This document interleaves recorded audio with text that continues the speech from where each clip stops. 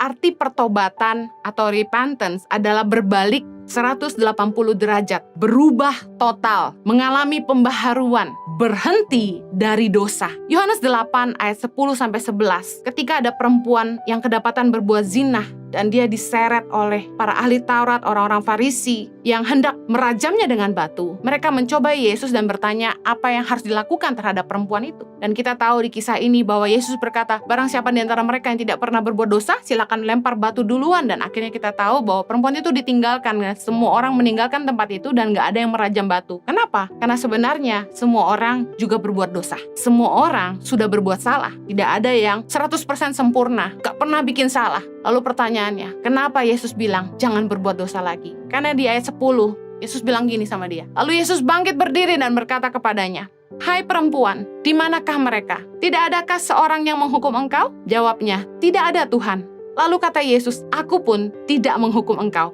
Pergilah dan jangan berbuat dosa lagi, mulai dari sekarang. Apakah bisa kita nggak berbuat dosa lagi? Bahkan Yesus bilang, mulai dari sekarang. Tahukah Anda bahwa kalau kita itu bisa insyaf, kalau kita tuh bisa bertobat, menyadari kesalahan kita, lalu berbalik dari jalan-jalan kita yang jahat, semua adalah pekerjaan Roh Kudus di dalam hati kita.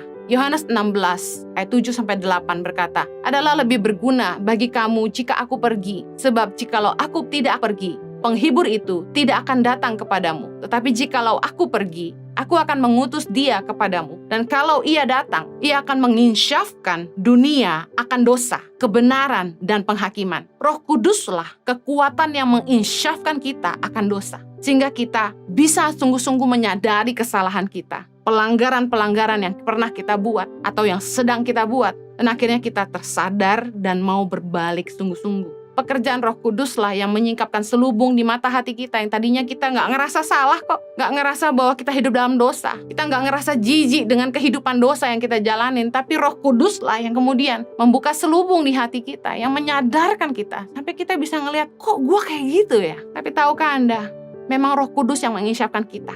Tapi kitalah yang harus bertanggung jawab untuk menghidupi pertobatan. Keputusan untuk berhenti berbuat dosa harus lahir dari keputusan hati dan disertai dengan tindakan yang nyata. Yesus pesan sama perempuan itu, pergilah dan jangan berbuat dosa lagi, mulai dari sekarang. Yesus telah menyelamatkan dia dari rajaman batu. Sama halnya dengan kematian Yesus yang menyelamatkan kita dari api neraka, dari alam maut. Tapi kita punya satu tanggung jawab yang Yesus berikan untuk berhenti berbuat dosa. Jangan berbuat dosa lagi, mulai dari sekarang.